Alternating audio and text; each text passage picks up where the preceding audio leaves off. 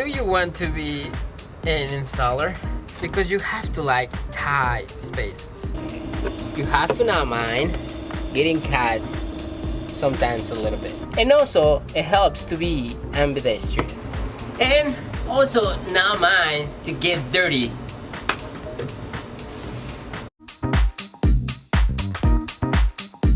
So let's talk about some things on how you can become an installer. Let's back it up a little bit and let's talk about us a little bit, like how our experience and how we got our job. How did you get your job? My first job in car stereo, that was an opportunity. One friend of mine told me one of the shops, they need help. And what made you qualified in order to do that? Honestly, I don't know.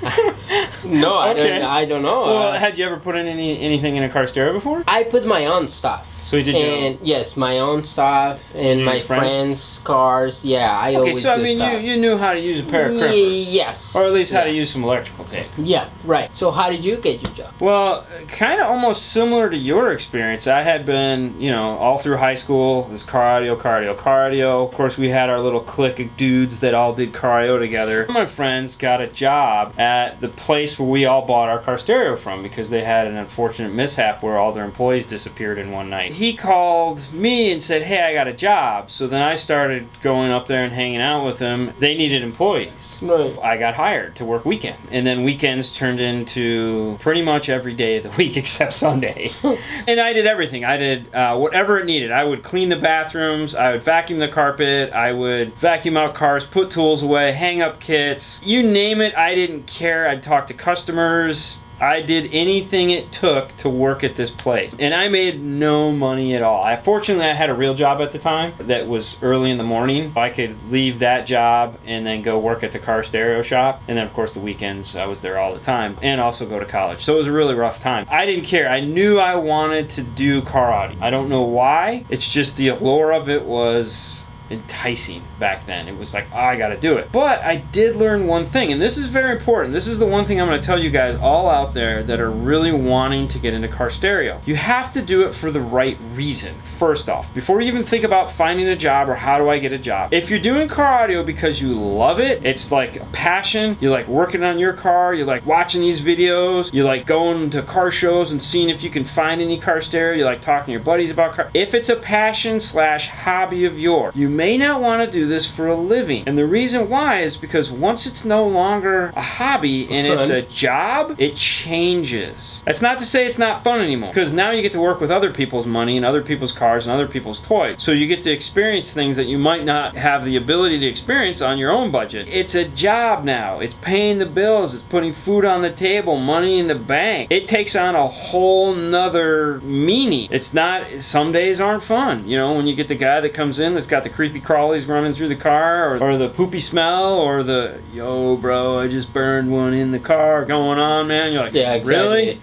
Roll windows down, you know, so, you know, there's good and bad of any job, but when it's a hobby and you love it, that's gonna go away eventually when you're doing it for a career. So, how do you make it a career? How? We both got fortunate in that we knew other people that were doing it and they weren't in for us. That is a definite way to get in. If you have a shop that you like, you might know somebody there, befriend somebody, they see your work, they help you out. Eventually they may need somebody that's just like, hey, you know, we just need a part-time guy that can clean the bathrooms, sweep the floors, maybe do an occasional radio install. Take that job. That's an in. That's what you need. You need an in. They may just need a guy that works 1 day a week. That's fine. If this is what you want to do, take that 1 day a week, go get a job someplace else to work Monday through Friday. I can tell you right now, when you start in this field, you're not making squat. This is not a high-paying gig by any stretch of the imagination. As you go on, yes, you may be able to start making money. Right from the get-go, you're not going to bust into this and be like, I'm rolling, baby, I got bang. Then that brings us to number 2. Don't be afraid to volunteer. So if you're young, you're still in high school or whatever, see if you can get into a mentor program. Meaning, you know, if you're 17 or 18 years old, you're a senior in high school, go to one of your local shops, shops, see if you can mentor with them. Say, hey, look, can I come by after school and mentor? Meaning just learn. I'll sit on a bar stool and watch. I'll sweep. I'll clean. I'll get tools off the workbench for you. I'll run errands. I just want to be part of this. What you're trying to do is build up experience and value. They might not hire you, but the next shop might. You may be able to go to the next shop and say, hey, look, I worked here for a year. I learned how to do this. Take pictures. You have a phone. If they let you install an amp, take a picture of you installing the amp. Make a short video of showing how you did stuff. These are all things that you can take to a future employer and use as, hey, look, I know how to do this. I know the pointy end of a screwdriver. 3, don't be afraid to take criticism. None of us when we started were perfect. And even to this day, we're not perfect. Every time we get in a car, we think about how we're going to do it, where things are going to go. We're going to do it the right way. And sometimes you do it the wrong way. Don't be afraid to pull it back out and do it the right way. I mean, you'll run a wire and then you'll be like, oh, that's not right. Sometimes that'll happen. I'll be like, why'd you do it that way? That's wrong. That happens. Don't be afraid to take criticism. It's okay. You know, nobody is perfect 100% of the time. The more you do it, the better you'll become. Really, just don't have an ego. And that's hard to say in this industry because a lot of people have egos. I mean, that's just the truth. I mean, it's like, smell that? No. You know what? My shit don't stink. Number 4, if you're really serious about doing this as a profession, there is a college that will train you on how to do it. It is in Florida. It is in Daytona. It's owned by Metro, and it's called the Installers Institute. It gets you a great foundation on how to do this as a career. They're going to show you how to do some customization, how electronics work, the basics on taking cars apart, what a voltmeter is and how it works, all the basic things you need that you would learn if you just volunteered at a car stereo shop, you're going to get from paying. So some of you guys like to pay for college. That's cool. You can walk into an employer, you'll have your basic MECP certification and be like, hey, I have this, I've done this. You show that you're willing to do it because you paid for school, you paid to learn how to do it. That's a hireable thing. 5, since I did mention MECP, you can buy the MECP manuals. They make a basic, an advanced, and a master. You have to take them in order. You have to pay to take them. You have to pay to get the book, pay to get the certification. It's a total pay.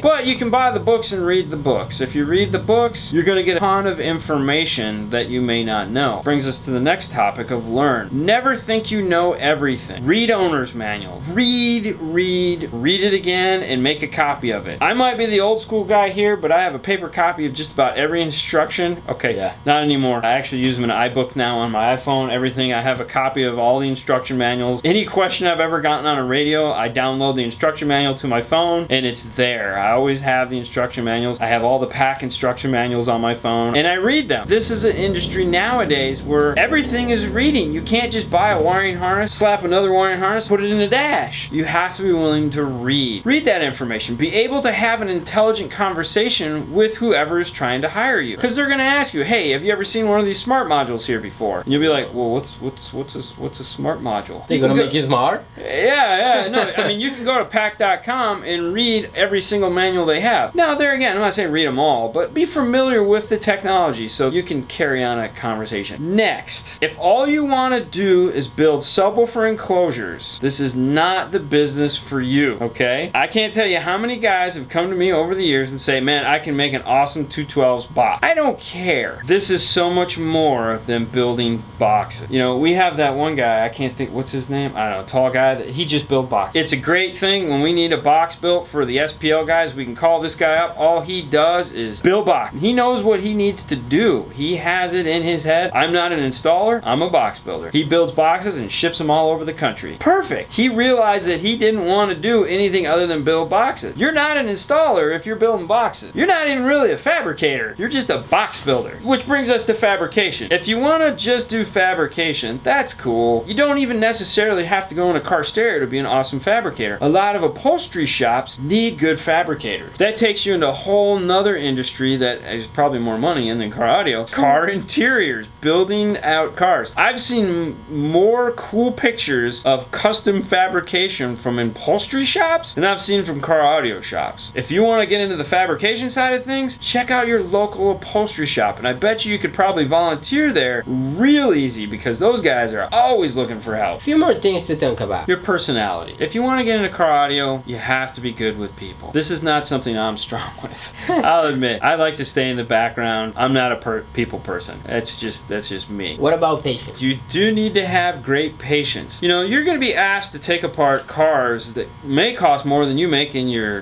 year. Getting frustrated easily is not a quality you want to have as an installer. You want to be able to approach a situation, take it for what it is, and work through it slowly and methodically, but be patient. Let this thing work itself out. Don't rush. That's not to say don't do a quick job. Know when to slow down and pay attention. Don't break stuff. Definitely don't break stuff. So patience. Definitely need to have patience. And be observant. Definitely want to do that. Pulling a lot of cars around, you need to check things like, did you see a scratch? Did you see a dent? Was the airbag light on? Was the tire light on? Is there a light out? All things. Was the speaker crack in the dash? Yes. These are all things you really want to train yourself to look at. You know, nothing sucks worse than getting a car done and then you're like, oh, I don't remember that crack being there. Whereas if you pull a car into your bay or into the bay and say, hey, there's a crack in that dash, you can immediately go to the customer and say, hey, you have a crack in your dash. And they go, yeah, I know. And then you're off the hook. End the show. Alright, so thank you for watching. You know where you find us. Facebook, YouTube, and Instagram. And if you ask a good question, it just might make it on here. Otherwise, you guys have a great night and we will see you later next time. Bye. And also, it helps to know which end of the screwdriver you have to use.